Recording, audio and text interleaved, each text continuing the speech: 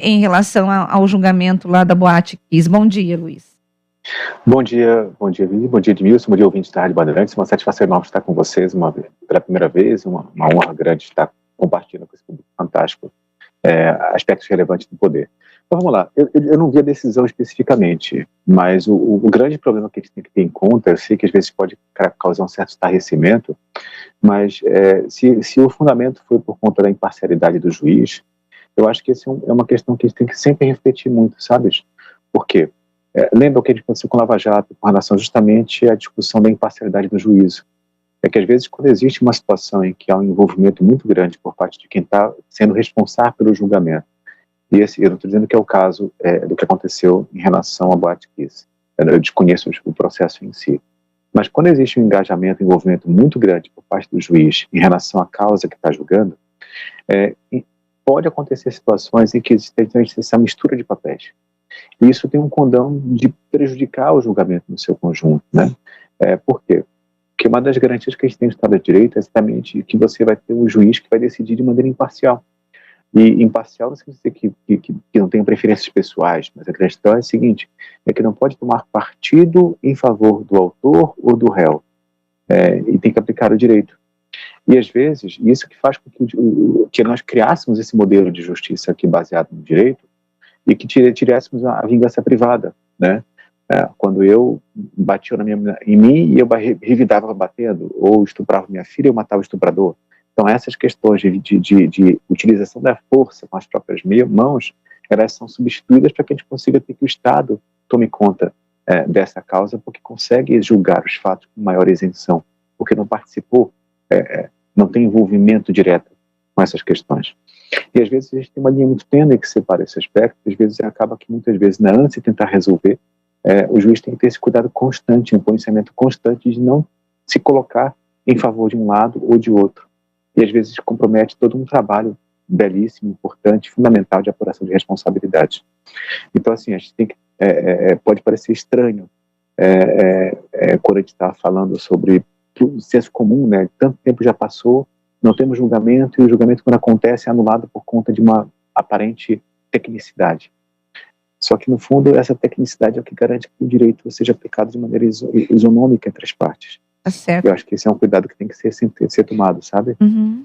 Bom, Luiz, vamos lá para a nossa pauta do dia, né? Pelo menos eu acho que os olhos dos políticos que foram condenados por improbidade estão com os olhos voltados no julgamento que deve ser retomado hoje ali pelos ministros do STF em relação à lei de improbidade administrativa, e eles estão de olho, na verdade, se vai poder ou não valer para quem foi condenado antes da alteração dessa nova lei de improbidade.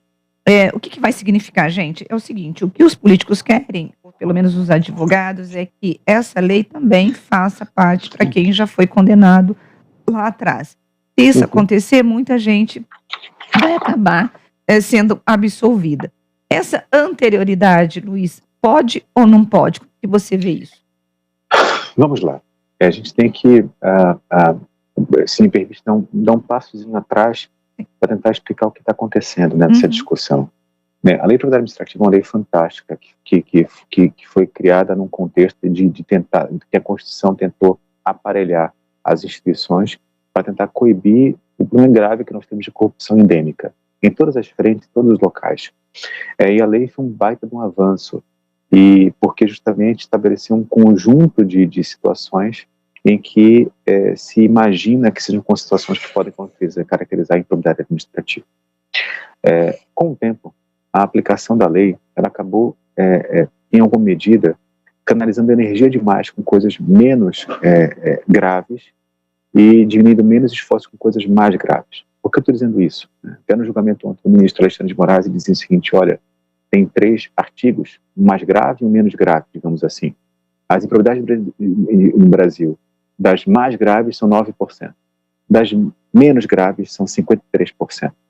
O que de alguma forma tem um certo descompasso, ou um certo, não excesso, mas situações que devem ser corrigidas de percurso para que a gente possa ver o que realmente interessa. Nós temos que punir quem? Nós temos que ir atrás de quais tipos de condutas irregulares. É meio que um freio de arrumação para que a gente consiga estabelecer o que é prioritário. E com isso a lei mudou muitas coisas. Só que as muitas coisas que a lei mudou, só temos duas que estamos discutindo agora, que é justamente se eu aplico a lei para os processos que estão em andamento. Então, quando a gente fala de condenações, a gente está falando de condenações que estão em andamento, né, que ainda não terminaram. O STF não está discutindo se os processos que trânsito e julgado vão se aplicar. Por enquanto, o que a gente está discutindo são os processos que ainda não terminaram, estão em processo de recurso. E quais são os dois pontos específicos que estamos discutindo nessa decisão que o STF vai proferir? Duas coisas. Só. Tem várias outras possíveis, mas agora são só duas coisas. A primeira delas, se o ato culposo, ou melhor, que quando eu tinha a possibilidade de condenação para ato culposo, agora não pode mais. Com a lei faz o seguinte, olha, aquilo que é uma condenação baseada em negligência é quando eu tinha que ter tomado alguns cuidados e não tomei esses cuidados. E eventualmente gerou algum tipo de dano ou uma ilegalidade praticada. Essa negligência, não há uma demonstração de que eu me favoreci ou que houve intenção de favorecer alguém. Essa negligência também era punida por improbidade administrativa. Com a nova lei, por exemplo, essa questão da negligência cai fora, porque entende-se que essa tem que ser punida por outras ferramentas, mas não pela gravidade da improbidade administrativa. Então, a questão é que quando a nova lei, ela não diz que pode punir mais por negligência, por culpa, o que acontece? Os processos que estão em curso, que apuram culpa, eles deveriam ser extintos? Essa é a pergunta que vai ser resolvida pelo STF. A primeira pergunta, por quê? Se hoje a lei entende que isso não justifica mais alguém ser punido por improbidade administrativa, por culpa, aqueles processos que estão tramitando, será que não deveria também aplicar essa lógica a esses que estão em curso? Essa é a primeira questão. E a segunda questão, e esta sim, que impacta diretamente o cenário eleitoral, o que pode impactar o cenário eleitoral. Por quê? Que é a aplicação da prescrição intercorrente. Que danadice é isso, né? Esse juridiquês danado que a gente inventa. Mas é que a prescrição é quando passa o prazo para que o poder público possa finalizar um processo. Isso é uma forma importante para todo mundo, para que a gente apure judicialmente, para que eu consiga punir as pessoas, e em especial para aquelas pessoas que são investigadas, que são responsabilizadas, não fiquem eternamente com uma ação que não termina nunca. Então é por isso que ontem o ministro Alexandre de Moraes disse que os tribunais vão ter que se adequar, porque não é admissível que se demore 3 anos para poder julgar esse tipo de processo? Exatamente. Esse foi o ponto fundamental, inclusive. É que isto exige, assim como tem no penal, né? Os processos que estão em penal, réu preso, por exemplo, ou os processos criminais, os juízes tocam com prioridade, porque justamente para que não gere a prescrição, para que não atrapalhe, para que o tempo de processamento acabe não gerando uma não punição. Então, esse é o ponto importante. Mas uma coisa que eu chamo a atenção, é que assim, o que teria prescrito não é somente a punição, ou seja, a multa, a perda do cargo ou a suspensão do direito político. Mas não prescreve se deste ato doloso deu um dano ao erário, a União, o Estado, vão continuar podendo processar o cara para que ele possa ressarcir os danos, porque os danos são imprescritíveis. Então não vai ter rombo ao erário, por exemplo, por conta da prescrição. A prescrição ela só impede que haja a punição pela improbidade administrativa. Diga, Edmilson. O senhor disse que a culpa, né, quando está se discutindo a culpa, isso aí vai ser extinto e tal, mas não é uma coisa absurda se a justiça ou a promotoria pública, o MP, descobre que alguém pode ter culpa num desvio de verba, numa negligência, certo? Isso causou prejuízo ao erário, etc. e tal. De repente, essa culpa para de ser discutida, não seria o caso de discutir a culpa até descobrir se ele tem culpa mesmo e depois inocentá-lo ou culpá-lo? Certo? Não seria isso normal? É mais ou menos, Edmilson, mas o que acontece é o seguinte, é que quando o Ministério Público propõe uma ação de improbidade administrativa, antes de fazer isso, ele faz um inquérito civil. É que nem no penal. Eu tenho um inquérito policial para que eu possa apurar se tem realmente indício para que eu possa chegar numa denúncia. Sim. Então, o que acontece? No inquérito civil, nessa parte preliminar, eu posso identificar os comportamentos. E o que acontece? Se destes comportamentos preliminares, eu chego e digo o seguinte, olha, eu não consigo encontrar que ele tenha agido dolosamente com a intenção, mas foi negligente. Se nessa investigação preliminar o que ele tem é negligência, aí não justifica você avançar na improbidade. Eu tenho que ir para a responsabilidade administrativa. Agora, se existe dúvida entre negligência ou dolo, aí eu tenho que ingressar com a ação. E eu só vou, na verdade, ao final da ação da instrução processual, eu vou então verificar se tem dolo ou não. Mas tem situações em que o próprio Ministério Público ele já diz no começo da ação, fala assim, olha, não há indícios, mas há negligência. Então, quando ele chega à conclusão de que ele foi negligente, isso não poderia gerar improbidade administrativa. Aí teria que ter outros mecanismos de processamento, Edmilson. Sim, de culpabilidade, né? De quem for negligente com o errado. Até porque nós temos várias formas de responsabilização, inclusive pelo Tribunal de Contas. O Tribunal de Contas, ele imputa a responsabilidade por negligência. Ou, por exemplo, um PAD administrativo, que eu possa um servidor específico que foi negligente, que estou numa lesão no imóvel, no patrimônio, ou então não entregou as chaves e ficou pagando 6 meses de aluguel atrás. Então, esses elementos, eles podem e devem ser punidos, mas é que a improbidade administrativa é uma punição dura demais. Por que ela é dura demais? Porque ela gera a perda do cargo, pode gerar a perda do cargo, ela pode gerar a multa, ela pode gerar a proibição de contratação com a administração pública, ou seja, fica impossibilitado de fazer um novo concurso, de ser contratado, de celebrar qualquer tipo de contrato, participar de qualquer empresa com a administração pública por até 8 anos. E também eu tenho meu direito de suspensos, que são direitos fundamentais. Então eu tenho que reservar essas condutas, essas punições mais graves para coisas mais graves. Essa é a lógica. Mas se a negligência vai ser tomada assim como um ato menor, com uma penalidade menor, não pode surgir aí um monte de agentes públicos negligentes que não vão nem ligar para o erário mesmo, para cuidado com as contas públicas, que deve ser o maior possível, já que é um dinheiro do povo que ele está usando, certo? E a gente vai ter aí uma série de políticos negligentes, porque a punição vai ser mínima e ele vai poder se safar tranquilamente, não vai ser impedido de nada. É que, mais ou menos, é porque assim, às vezes a gente, é que o conceito de culpa, negligência ou de dolo tem umas precisões técnicas que não, vamos lá, o que eu estou dizendo que vai estar fora? Por exemplo, hoje, se eu tivesse uma situação em que eu entendesse que eu não deveria ter prorrogado um concurso público, por razões de má interpretação da lei, ou porque entender que aquele cargo foi alterado, enfim, estou supondo uma situação como essa. E lá na frente, eu faço uma contratação temporária. Alô? Caiu a Caiu, eu acho que caiu. Vamos tentar reconectar o Luiz. O Luiz Magno, que é o advogado que está falando com a gente sobre a nova lei de licitações. Alô? Oi, está me ouvindo? Eu estou ouvindo? Então pode continuar falando. Tá, perdão. Então o que acontece? Numa situação como essa, a lei dizia o seguinte, olha, frustrar o concurso público. Era um ato objetivo de frustrar o concurso público. Não se exigiria uma intenção dolosa de ter que beneficiar ou prejudicar A ou B. Nessas situações, já tiveram ações de improbidade administrativa, que condenaram o prefeito ou o gestor por conta de uma situação como essa, em que houve uma falha na compreensão de que se eu poderia prorrogar ou não prorrogar o concurso público e, portanto, se eu poderia ter contratado terceirizado ou não. E que existia, de fato, uma dúvida, uma controvérsia jurídica. E, às vezes, a gente tem que perceber o seguinte, que nós temos as mais variadas realidades da administração pública no país. Nós temos municípios de 1.000 habitantes e que temos um advogado para tocar todas as demandas do município.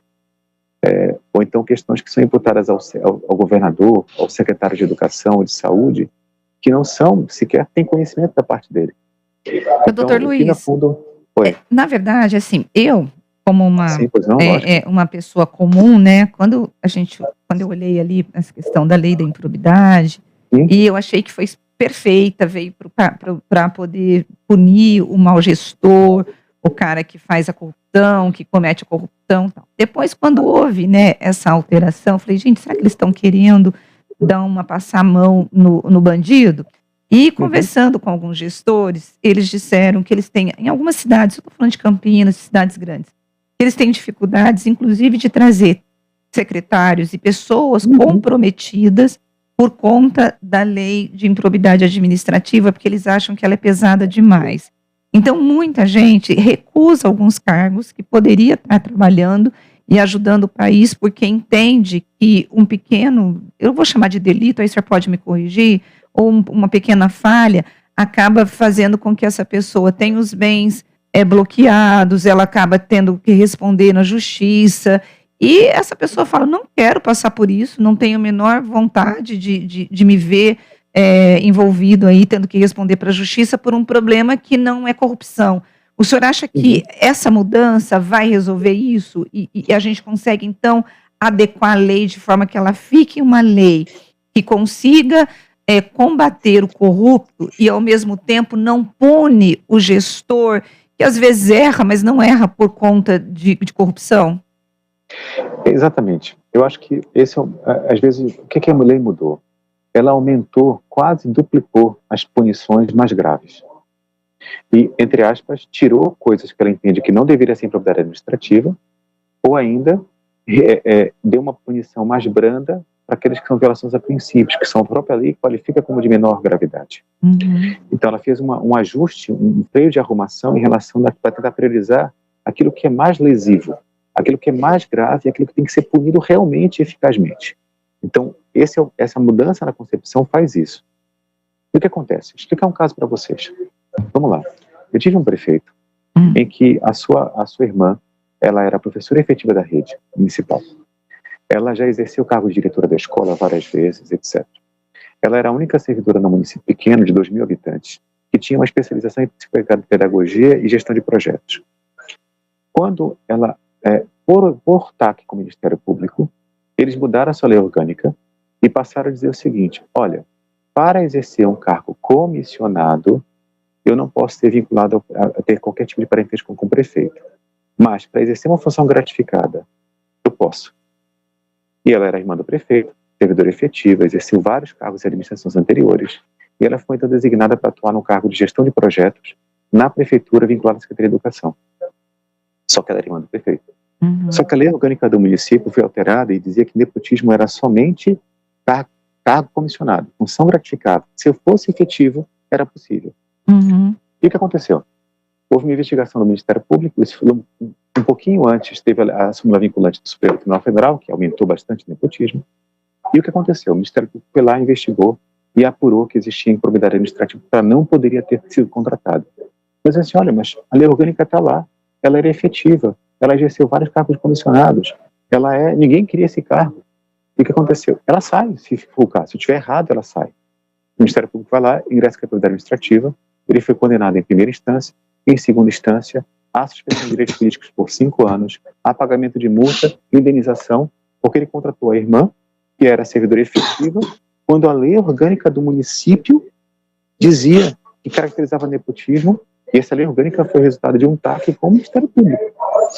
Então, assim, essa é uma situação que me parece que é evidente que não existe a intenção de fraudar ou de contratar alguém não qualificado para burlar o parentesco. Era evidente, a meu juízo. E ainda assim, ele foi condenado por força do artigo 11, por conta dessa situação, porque é a súmula vinculante do Supremo, em que esses elementos, eu estou convencido de que não poderiam gerar improbidade administrativa, porque não existia qualquer tipo de intenção.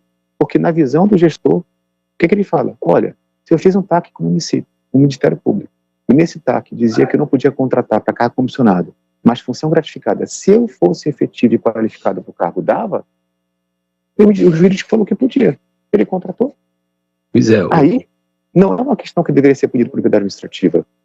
E foi. E doutor, nessa história toda que o senhor contou, né, que é técnica Sim. e tal, e o senhor parece ter razão nos seus argumentos, né, não há um excesso de leis vigiando tudo enquanto é função pública no Brasil e outras coisas também, não só a função pública. O Brasil não teria que passar por uma revisão, assim, até constitucional, para melhorar todo esse cenário, porque há recurso para tudo no Brasil, a lei demora muito para ser aplicada, os processos, se caem na mão de bons advogados, eles conseguem estender esse processo até a prescrição, quase tudo. Certo? Isso a gente vê diariamente por aí. Certo? E não há, essa situação vai mudar algum dia? O senhor tem esperança de que mude? Pois então. Antes de o senhor responder, são 10 horas e 57 minutos. Nós estamos entrevistando o advogado Luiz Magno Pinto Bastos Júnior e nós estamos falando sobre a lei de improbidade administrativa. Agora sim o senhor pode responder. Uau, obrigado, porque nos deu para respirar um pouco. Sim, eu sou um cara otimista. E eu acho que se a gente olha no passado, a gente teve inúmeros avanços. Em especial por conta justamente primeiro, porque o Ministério Público cresceu demais, cresceu muito e cresceu em controle. A lei de transparência, ela exige que uma série de questões que não apareciam fiquem disponíveis, né? Agora, de fato, nós temos alguns problemas. Os órgãos de controle, eles não se articulam e não têm posicionamentos tão claros e definidos em relação a essas situações. E, de fato, muitos deles demoram demais a investigar, a instruir. E, às vezes, sabe, Edmilson, acontece que, hoje, o que eventualmente pode caracterizar uma clara irregularidade, há 5 anos atrás, não era. Não existia essa percepção de que isso era um problema. Vou contar um segundo caso, Edmilson, para que eu possa mostrar essa discrepância de posicionamentos. Um outro prefeito era vice-prefeito em 2000. Naquele momento, não existia clareza sobre a possibilidade de acumular o cargo de vice-prefeito com o de servidor público ele era. E, portanto, ele assim o fez. Ele ganhou 2 remunerações durante o período. Naquele período, mais ou menos, o STF mudou o entendimento e a gente, olha, os vice-prefeitos não podem receber cumulativamente. Só que isso foi numa época que não tinha TV Justiça, não tinha internet. A decisão foi proferida e publicada no Diário da Justiça, lá atrás, lá em cima. E demorou 5 anos para o Tribunal de Justiça poder mudar o entendimento aqui de Santa Catarina. Eu falo de Santa Catarina.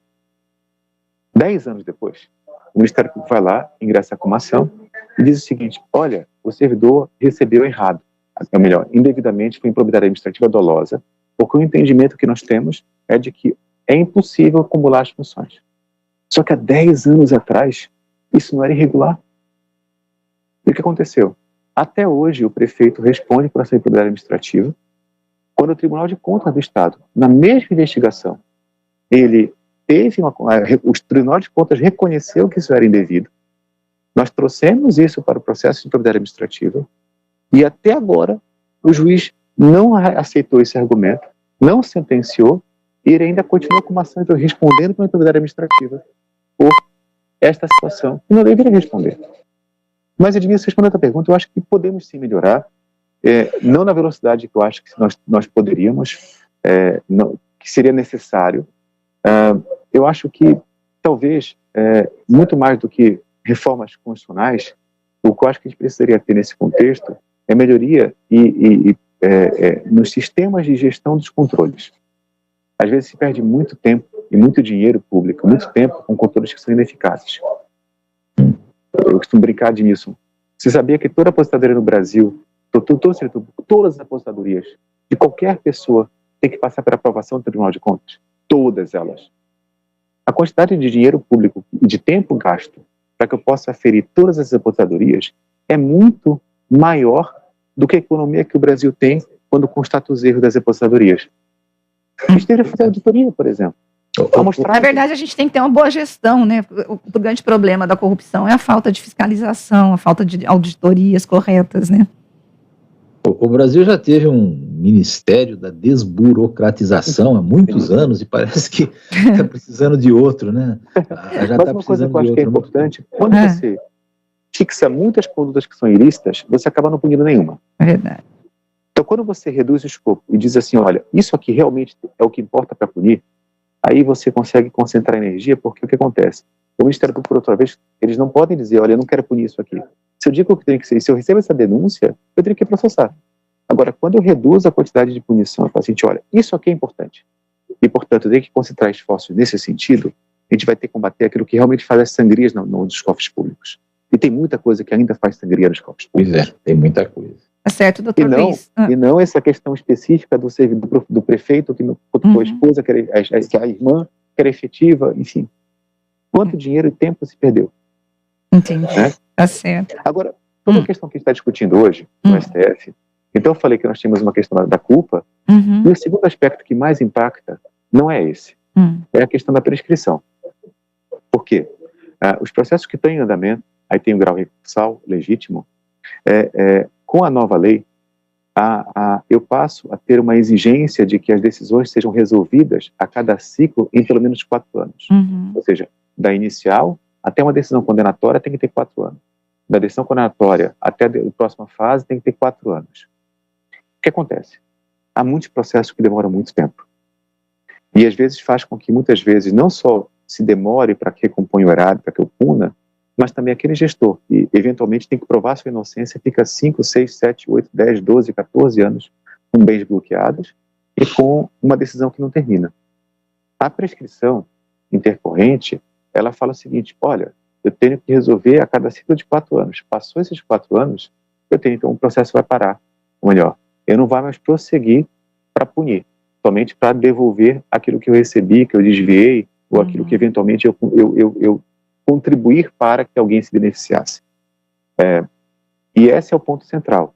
Porque como eu não tinha essa regra de prazo de duração do processo, acaba que tem os processos que se arrastaram por muito tempo. E muitas vezes não tem nada a ver com relação à manobra do advogado ou a manobra do réu. É porque, como não era prioritário para a justiça, ela não julgava. Enfim, e acaba que esse é o ponto nodal que pode impactar em algumas potenciais candidaturas nessas eleições. Então, Por quê? Nesses casos, se a prescrição for reconhecida, a punição ela não pode ser aplicada. Então, sem a punição, eu não tenho inelegibilidade. Esse é o ponto. Entendi. Então, na verdade, agora, a culpabilidade, se não julgar em 4 anos, ele só vai pagar por exemplo, se ele causou algum prejuízo, mas ele não vai ser sentenciado como réu. É isso. Não, o que acontece? Ele é réu, mas o réu, ele é um réu de uma ação de ressarcimento. É uma ação cível. Tá. Eu vou ter que, assim, vamos lá. Eu vou ter que, como se tivesse o seguinte: olha, bati o teu carro. Então, eu tenho que te indenizar pelo dano que eu causei e, eventualmente, eu posso ser condenado pelo crime de ter praticado um dano ao patrimônio de alguém. Então, o que acontece? É como se eu tivesse, na improbidade administrativa, uma ação que ela tem as duas coisas. Ela tem tanto uma questão cível de ressarcimento, quanto uma questão penal de punição. Não de crime, mas de punição. Então, se prescreve a possibilidade de punição, leia-se multa, perda do cargo, suspensão de contratar com a administração pública, inelegibilidade, são os efeitos da punição. Isso prescreve, a ação continua em relação a esse ponto, que é o ponto de ressarcimento. Eu continuo como réu. A diferença é que a punição ela não pode ser aplicada para que me suspenda os direitos políticos. Essa é a diferença. Perfeito. Então tá bom. Perfeito. Eu quero agradecer o Dr. Luiz Magno Pinto Bastos Júnior, que falou conosco aqui sobre a questão da lei de improbidade. Doutor, muito obrigada, aula, né? Viu? Deu uma aula, muito obrigada. Viu? Eu tenho as ordens de vocês. É um prazer enorme tratar dessa questão. A gente é mal, né? O direito, a gente acaba usando expressões tão complicadas que acabam que dificultam que as pessoas compreendam o que está acontecendo. Os debates legítimos acabam não sendo perceptíveis pelas pessoas. E grande parte disso também é culpa da gente, porque tem uma linguagem hermética, fechada, uma linguagem difícil, que as pessoas parece que é para não ser entendido. Eu acho que a gente tem que parar com esse negócio, o direito tem que ser para que as pessoas possam entendê-lo. Eu acho que esse é o ponto fundamental. Eu concordo com o senhor. Conto com você, ou melhor, contem comigo no que precisarem, estou à disposição. Tá certo, muito obrigada, viu, doutor Luiz? Bom, e nós vamos para